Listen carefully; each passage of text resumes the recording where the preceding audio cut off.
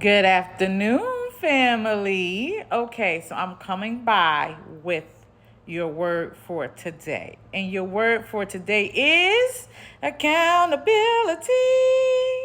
Accountability. Accountability.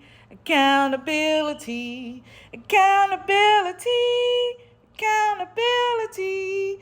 Accountability. Accountability.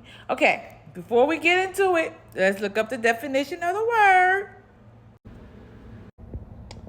Okay, so the definition of accountability is the fact or condition of being accountable, responsibility. And you see the similarity says responsibility, liability. But some may still be a little confused on the definition of accountable. So let's talk about the definition of accountable.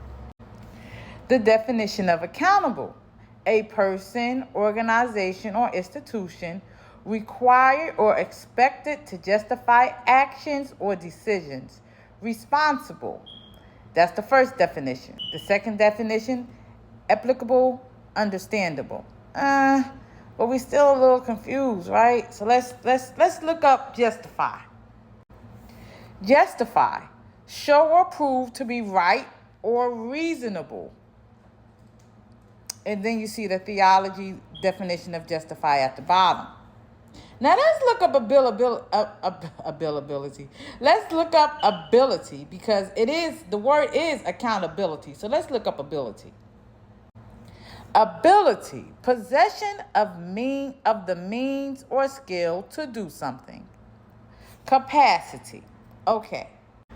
So now that we have broken down accountability to the smallest definition, we know and understand that accountability is really just being responsible for your actions. Something that we all have the ability to do because we all breathe. So as long as you breathe air, you have the ability to be accountable for your actions. However, accountability is not something we would all like to take.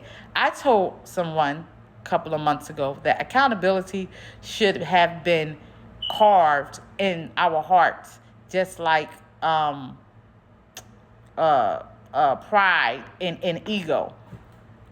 Because if you're going to have pride and ego about your actions, you should also have accountability. For example, a lot of people ask me why I don't have tattoos on my legs, my thighs, for better context. And I would inform because of a promise that I made to my grandfather